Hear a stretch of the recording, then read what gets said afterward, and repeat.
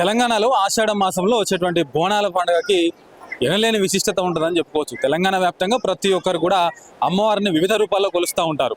So ఏదైతే గోల్కొండ బోనాల నుంచి మొదలుకుంటే దశల వారీగా వివిధ రూపాల్లో వివిధ ప్రాంతాల్లో బోనాల జాతర అనేది జరుగుతూ ఉంటుంది. సో ప్రజెంట్ మనము ఉజ్జయిని మహంకాళి అమ్మవారి ఆలయం దగ్గర ఉన్నాం. సో ఇక్కడ ఏర్పాట్లు కూడా ఘనంగా జరుగుతున్నాయి. సో రేపు ఇక్కడ బోనాల జాతర జరగబోతా ఉన్నది. సో అమ్మవారికి బోనం సమర్పించబోతున్నారు. ఇక్కడ నుంచి రాష్ట్ర ప్రభుత్వం తరఫున అఫీషియల్ గా సమర్పించిన తర్వాత ఇక్కడికి లక్షలాదిగా భక్తులు అయితే తరలి రాబోతున్నారు. భక్తులందరూ కూడా ఇక్కడికి వచ్చి అమ్మవారిని కొలవబోతా ఉన్నారు. సో ప్రజెంట్ మనమైతే ఉజ్జయిని మహంకాళి అమ్మవారి ఆలయం ముందున్నాము. ఒకసారి చూసుకోవచ్చు, ఇంకా అసలు స్టార్టే కాలేదు, ఇప్పటికే కొన్ని వందల మంది భక్తులు ఇక్కడికి వస్తూ ఉన్నటువంటి పరిస్థితి. అమ్మవారిని దర్శించుకుంటా ఉన్నారు, ఫొటోస్ దిగుతా ఉన్నారు. సో వాళ్ళ భక్తి శ్రద్ధలను చూపించుకుంటా ఉన్నారు. సో ఇంకా రేపైతే ఈ పరిస్థితి అంతా కూడా మనకి ఇంకా ఇంతకంటే డబల్ గా ఉంటున్నటువంటి పరిస్థితి. ఇసిగేస్తే రాళ్ళంత జనం కూడా ఈ ఏరియాలో వస్తూ ఉంటారు. ఇప్పటికే భక్తులందరూ కూడా అమ్మవారిని దర్శించుకుంటా ఉన్నటువంటి పరిస్థితి. ఇక్కడ చాలా మంది భక్తులు కూడా ఉన్నారు, మాట్లాడదాం, వారితో కూడా మాట్లాడి వాళ్ళు ఎప్పటి నుండి వస్తూ ఉన్నారు, అసలు అమ్మవారి దగ్గరికి రావడం పట్ల వాళ్ళకి ఏమేమి జరుగుతుంది అనేది స్వయంగా వారి మాటల్లో తెలుసుకుందాం. అమ్మ, ఏం పేరు మీ పేరు? మేము గాజుల రామారంలో ఉంటాము. నా పేరు రేఖ. ఎప్పటి నుండి వస్తున్నారు ఇక్కడికి? మేము ఇప్పుడు ఇక్కడే పుట్టినాం, ఇక్కడే పెరిగినాం. బన్సీలాల్పేట్, రామ్గోపాల్పేట్ మాది. మేము దగ్గర ఇప్పుడు 20-30 సంవత్సరాల నుంచి వస్తూనే ఉంటాం అమ్మవారి దగ్గరికి. అమ్మవారు మనం కోరుకున్న కోరికలన్నీ నెరవేరుతుంది. చాలా స్వచ్ఛత గల అమ్మవారు మహంకాళి మాత. ఉజ్జయినికి వెళ్ళి ఇక్కడ తీసుకొచ్చిండు అనమాట, షురిటీ అప్పయ్య అనేసి. కానీ ఇది లష్కర్ బోనాలు అనేసి చేస్తారు ఇక్కడ ఉజ్జయిని మహంకాళి. ఇక్కడ ఏంటంటే అప్పుడు కలరా వ్యాధి అనేసి వచ్చినుండే, అయితే అప్పుడు షురిటీ అప్పయ్య అనేసి అక్కడ నుండి తీసుకొచ్చి ఇక్కడ అమ్మవారికి ప్రతిష్టాపన చేసిన తర్వాతనే ఆ మహమ్మారి అనేది మాయమైంది. కాబట్టి అప్పటి నుంచి ఇక్కడ కోట్లాది భక్తులు బాగా బోనాలు సమర్పిస్తూ ఉంటారు. గణాదులు, భక్తులు, శివసత్తులు.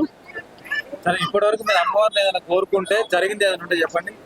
చాలా జరిగినాయి. మా బాబు వాళ్ళకు ఉద్యోగం వచ్చింది, మంచి ఉద్యోగం వచ్చింది. అమ్మవారి ఇంకా మా మీద కృప ఉండాలనేసి సీరసారి ఎప్పుడు సమర్పిస్తూనే ఉంటాం. మేము బోనాలు సమర్పిస్తాము, సీరసారి సమర్పిస్తాము, ఒడిబియ్యం సమర్పిస్తాము. ఎప్పుడు కానీ ప్రతి శుక్రవారం వచ్చేసి మేము ఒడిబియ్యం సమర్పించి వెళ్తాము అమ్మవారికి.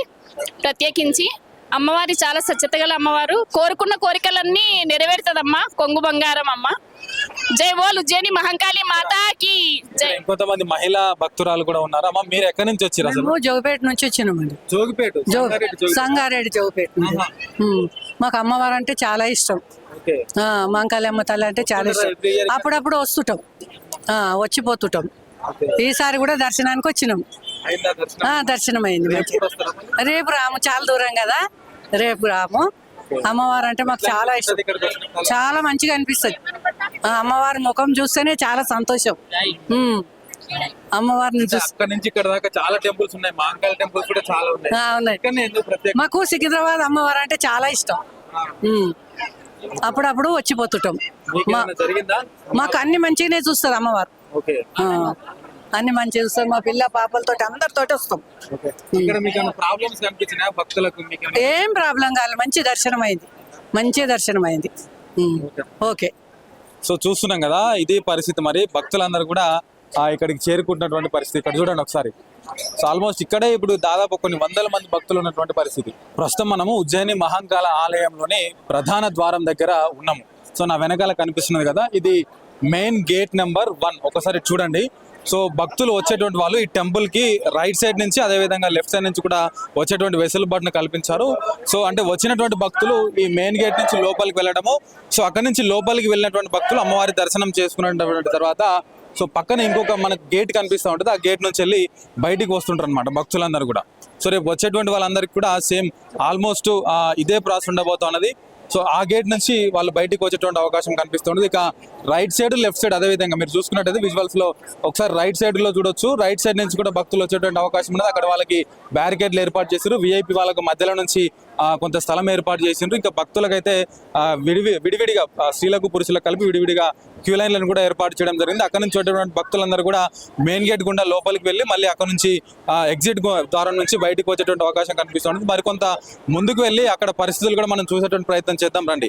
కొంత ముందుకు వెళ్ళి ఇంకా ఏర్పాటు ఎట్లా చేస్తూ ఉన్నారు, సో ఎంతమందికి చేస్తూ ఉన్నారు, దాదాపు ఎంతమంది వచ్చేటువంటి అవకాశం ఉన్నదనేది కూడా ఒకసారి చూసే ప్రయత్నం చేద్దాం రండి. రైట్, మనం ఇక్కడ చూసుకుంటే ఎక్కడికక్కడ కూడా చిన్న చిన్న వ్యాపారాలు చేసుకున్న వాళ్ళు కూడా ఇప్పటికే ఇక్కడే వచ్చి ఆల్మోస్ట్ సెట్ అయినటువంటి పరిస్థితి మనకు కనిపిస్తున్నది.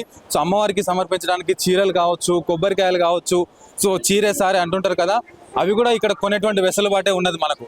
సో మరొక పక్క దండలు కావచ్చు, సో ఇట్లా ఎక్కడికక్కడ ఇంకా ఏర్పాట్లు అయితే జరుగుతూనే ఉన్నవి. సో ఒకసారి పైకి కూడా చూడొచ్చు. సో రాత్రి సమయంలో ఇక్కడ ఎట్లాంటి ఇబ్బంది కూడా కలగకుండా హైలైట్లు కూడా అంటే ఎల్ఈడి లైట్లతో ఏర్పాటు చేసినటువంటి హైలైట్లను కూడా ఇక్కడ ఏర్పాటు చేయడం జరిగింది. సో తద్వారా వచ్చేటువంటి భక్తులకు ఎక్కడ కూడా ఇబ్బంది కలగకుండా ప్రభుత్వం ఇప్పటికే ఏర్పాట్లు చేస్తూ ఉన్నటువంటి పరిస్థితి. మరి ముఖ్యంగా జిహెచ్ఎంసీ అధికారులు కూడా ఇక్కడ ఏర్పాట్లు చేస్తూ ఉన్నారు. సో డ్రైనేజీ సిస్టమ్ కావచ్చు, అదేవిధంగా పారిశుద్ధ్య కార్మికులు కావచ్చు, సో ముఖ్యంగా పోలీసు వాళ్ళు కావచ్చు, సో అదేవిధంగా ట్రాఫిక్ కు సంబంధించి ఎట్లాంటి డైవర్షన్స్ ఉన్నాయి, రేపు ట్రాఫిక్ ఆంక్షలు ఏ ప్రాంతాల్లో ఉంటాయి అనేది కూడా ఒకసారి మనం వీలైతే ట్రాఫిక్ పోలీస్ అధికారులతో కూడా మాట్లాడి తెలుసుకునే ప్రయత్నం చేద్దాం. సో ఇదంతా కూడా ఇంకొక ద్వారం, నేను మీకు ఇంతసేపు చూపించినంత కూడా ఇదొక ద్వారం. ఇక్కడ నుంచి కూడా మనకు అక్కడ సైడ్ కనిపిస్తున్నటువంటి బ్యారికేడ్ల ద్వారానే వచ్చినటువంటి ప్రతి భక్తుడు కూడా లోపలికి వెళ్ళవలసి ఉంటుంది. సో అక్కడ నుండి మళ్ళీ మెయిన్ గేట్ లోపలికి వెళ్ళవలసి ఉంటుంది. సో ఇప్పుడు మనం నిలిచినటువంటి ప్రదేశం అంతా కూడా కొంతమేరకు విఐపీలకు, అదేవిధంగా పోలీసు సెక్యూరిటీ సిబ్బందికి వాళ్ళందరికీ కూడా ఈ వే అంతా కూడా వాళ్ళు ఏర్పాటు చేసినట్టుగా మనకైతే అర్థమవుతున్నది. ఒక్కసారి చూడొచ్చు, అసలు పండగ వాతావరణం అయితే కనిపిస్తున్నది. ముఖ్యంగా బీఆర్ఎస్ పార్టీకి సంబంధించిన వాళ్ళు కావచ్చు, కాంగ్రెస్ పార్టీకి సంబంధించిన వాళ్ళు కావచ్చు, మరోపక్క బీజేపీ పార్టీకి సంబంధించిన వాళ్ళు కావచ్చు, పెద్ద ఎత్తున ఫ్లెక్సీలు ఏర్పాటు చేసుకున్నటువంటి పరిస్థితి కనిపిస్తూ ఉన్నది. సో ఆల్మోస్ట్ ఒకసారి చూడండి, కిలోమీటర్ల మేర ఇక్కడ చూసినా కిలోమీటర్ల మేర ఉన్నది, ఇటు చూసినా వెనకాల కిలోమీటర్ల మేర ఫ్లెక్సీలు ఏర్పాటు చేస్తున్నారు. ఇక రేపైతే ఇక్కడ అసలు మనం నిల్చోవడానికి కూడా ప్లేస్ ఉండదు.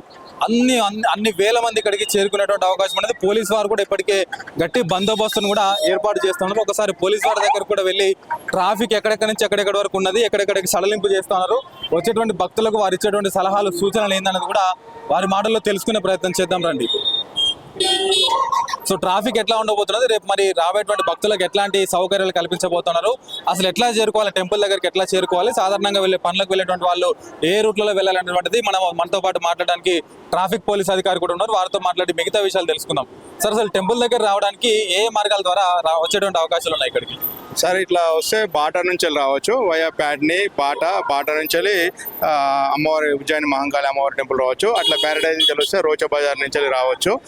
మామూలుగా పబ్లిక్ ఏంటంటే డైవర్షన్ వస్తుంది సార్, ప్యాడ్ని నుంచి వెళ్ళి అటు సీదా ప్యారడైజ్ సిటీఓ బేగంపేట అటు సైడ్ వెళ్తుంది, ఇటు సైడ్ రోచా బజార్ నుంచి వెళ్ళి ఇటు వస్తుంది, రాణిగంజ్ నుంచి వెళ్ళి డైవర్షన్ వస్తుంది సార్. మళ్ళీ ఇటు పోతే సిటీ లైట్ హోటల్ కానీ ఓన్ వెహికల్స్ అనేది అక్కడ ప్యాట్నీ దగ్గర సిఎంఆర్ షాపింగ్ మాల్ దగ్గర మా ఆఫీసరు అది పార్కింగ్ వెసులుబాటు చేసింది సార్. మా డీసీపీ మేడం సారు వాళ్ళందరూ అక్కడ వెసులుబాటు చేసిండ్రు. ఇక్కడ మన బాటకాడ మన ఓల్డ్ గాంధీ హాస్పిటల్ దగ్గర ఇక్కడ పార్కింగ్ ఉంది సార్. అక్కడ ప్యారడైజ్ దగ్గర అటు సైడ్ అక్కడ గ్రౌండ్లో అక్కడ పార్కింగ్ ఉంది సార్. రాణిగంజ్ దగ్గర అక్కడ పార్కింగ్ ఉంటుంది, ఇటు బాంబే హోటల్ దగ్గర అటు సైడ్ పార్కింగ్ ఉంటుంది సార్. డైరెక్ట్ రోచా బజార్ నుంచి రావచ్చు, బాటా నుంచి రావచ్చు సార్. అది లక్షల మంది ఉంటారు సార్, అందాజా అని చెప్పలేము, లక్షల మంది ఉంటారు, చాలా మంది వస్తారు సార్. ఎలాంటి ట్రాఫిక్ ఆంక్షన్ లేకుండా మేము మా ఆఫీసర్స్ అన్ని చూసుకుంటారు. ట్రాఫిక్ వాళ్ళు కలిపి అందా నాకు కరెక్ట్ ఐడియా లేదు సార్. నాకు వేల మంది ఉంటారు సార్, వందల మంది కాదు, వేల మంది ఉంటారు, సార్. 100% అంతా పీస్ఫుల్ గా జరిగిపోతుంది, అంతా అమ్మాయి చూసుకుంటుంది, అంతా అయిపోతుంది. సో చూసినాం కదా, ఓన్ వెహికల్స్ ఎవరైతే ఉంటారో, ఓన్ వెహికల్స్ ఎవరైతే రావాలనుకుంటున్నారో ప్యాట్నీ దగ్గర, ప్యారడైజ్ దగ్గర, విఎస్టీ దగ్గర, సిటీఓ ఆ దగ్గర, సో ముఖ్యంగా ప్యాట్నీ ప్యారడైజ్ దగ్గర సిఎంఆర్ ఉంది కదా, ఆ సిఎంఆర్ దగ్గర పార్కింగ్ చేసుకోవడానికి కొంత వెసులుబాటు కల్పించారని చెప్పేసి చెప్తా ఉన్నారు. మరోపక్క కాలినడకన లేదా ఊర్లలో నుంచి జిల్లాల నుంచి వచ్చేటువంటి వాళ్ళకైతే డైరెక్ట్ మీరు సికింద్రాబాద్ రైల్వే స్టేషన్లో కానీ సికింద్రాబాద్ బస్ స్టాండ్లో కానీ దిగిన తర్వాత అక్కడ నుంచి వాకబుల్లో రావచ్చు, లేదంటే అక్కడ నుంచి ఆటో తీసుకొని కానీ ర్యాపిడో తీసుకొని కానీ రావచ్చు. జస్ట్ ఒక హాఫ్ కిలోమీటర్ టు 1 కిలోమీటర్ మధ్యలోనే ఉంటుందని చెప్పేసి ట్రాఫిక్ వాళ్ళు కూడా చెప్తా ఉన్నటువంటి పరిస్థితి. మొత్తానికి ఏది ఏమైనా కూడా ట్రాఫిక్ సమస్యలు తలెత్తకుండా, ముఖ్యంగా వచ్చేటువంటి భక్తులకు ఎట్లాంటి అసౌకర్యాలు కలగకుండా వైద్య సిబ్బంది కావచ్చు, పోలీసు సిబ్బంది కావచ్చు, ఆ పారిశుద్ధ్య కార్మికులు కావచ్చు, ముఖ్యంగా జిహెచ్ఎంసీ సిబ్బంది కావచ్చు, వీళ్ళందరూ కూడా ఎప్పటికప్పుడు సమన్వయం చేసుకొని రేపు జరగబోయేటువంటి కార్యక్రమాన్ని అత్యంత అద్భుతంగా జరిగించడానికి, విజయకరంగా జరిగించడానికి ఏర్పాట్లు కూడా చేస్తా ఉన్నట్టుగా మనకైతే అర్థమవుతా ఉన్నటువంటి పరిస్థితి. మొత్తానికి లక్షల్లో ఇక్కడికి భక్తులు చేరుకోబోతున్నారు. ముఖ్యంగా రాష్ట్ర ప్రభుత్వం తరఫున మొదటిసారి బోనం సమర్పించిన తర్వాత మిగతా భక్తులందరూ కూడా ఇక్కడికి చేరుకునేటువంటి అవకాశం అయితే ఉన్నది. అయితే మీకు అందరికి కూడా సికింద్రాబాద్ ఉజ్జయిని మహంకాళి బోనాలంటే కొద్ది మందికి ఆల్రెడీ ఆల్మోస్ట్ అర్థమై ఉండొచ్చు, కానీ లష్కర్ బోనాలు అంటే మాత్రం తెలియని తెలంగాణ వాది అయితే ఉండడు. ఎందుకంటే లష్కర్ బోనాలు అంటే ఆల్మోస్ట్ అందరికీ తెలుసు. ఈ సికింద్రాబాద్ ఉజ్జయిని మహంకాళి బోనాలనే లష్కర్ బోనాలు అని పిలుస్తూ ఉంటారు. అంటే సికింద్రాబాద్ లష్కర్ అంటారు కాబట్టి లష్కర్ బోనాలుగా దీన్ని అభివర్ణిస్తూ ఉన్నటువంటి పరిస్థితి. సో ఇక్కడ ఇప్పటికే పండగ వాతావరణం అయితే మొదలైపోయింది. అందరూ కూడా ఎక్కడికక్కడ బయట లోపల అయితే ఇంకా జనాలు ఇప్పటికే వస్తూ ఉన్నటువంటి పరిస్థితి. వేరే జిల్లాల నుంచి వచ్చినటువంటి వాళ్ళు ఇక్కడ చుట్టుపక్కల నైట్ ఇక్కడ స్టే చేసి పొద్దున్నే అమ్మవారి దర్శనాన్ని చేసుకొని వెళ్ళడానికి కూడా సిద్ధంగా ఉన్నారు. ఎందుకంటే ఒక 7, 8, 9 దాటిందంటే పెద్ద లైన్ ఉంటుంది, చాలా సమయం పట్టే అవకాశం ఉన్నది. కాబట్టి జిల్లాల నుంచి వచ్చినటువంటి వాళ్ళు ఎవరైతే ఉన్నారో వాళ్ళు ఇక్కడే స్టే చేసి దగ్గరలో స్టే చేసి ఉదయమే 5-6 గంటల నుంచే క్యూ లైన్లో నిలబడేటువంటి అవకాశాలు అయితే మనకి ఇక్కడ కనిపిస్తున్నాయి. మొత్తానికి ఏది ఏమైనా కూడా ఉజ్జయిని మహంకాళి బోనాలు ఈసారి ప్రతిష్టాత్మకంగా జరగబోతున్నాయి. ప్రభుత్వం కూడా ప్రతిష్టాత్మకంగా తీసుకుంటా ఉన్నటువంటి పరిస్థితి. ఒక పక్క తలసాని శ్రీనివాస్ యాదవ్ కావచ్చు, మరొక పక్క పద్మారావు గౌడ్ కావచ్చు, వీళ్ళిద్దరు ఎమ్మెల్యేల ఆధ్వర్యంలో ఇక్కడ ఇంకా ఘనంగా ఏర్పాట్లు కూడా చేస్తూ ఉన్నటువంటి పరిస్థితి. ముఖ్యంగా ప్రభుత్వానికి సంబంధించి కాంగ్రెస్ పార్టీ నాయకులు కావచ్చు, నేతలు కావచ్చు, వాళ్ళు కూడా ఇక్కడ ఇన్వాల్వ్ అయిపోయి అందరూ కూడా కలిసి జయకరంగా ఈ ప్రోగ్రామ్ అంతటిని కూడా వాళ్ళు విజయవంతం చేయడానికి కూడా అందరూ కూడా చూస్తూ ఉన్నటువంటి పరిస్థితి మనకు కనిపిస్తూ ఉన్నది. సో ఇంకా ఇక్కడ నుంచి అప్డేట్స్ అన్ని కూడా ఎప్పటికప్పుడు మీకు అందిస్తూనే ఉంటాను. చూస్తూనే ఉండండి విశ్వం టీవీ.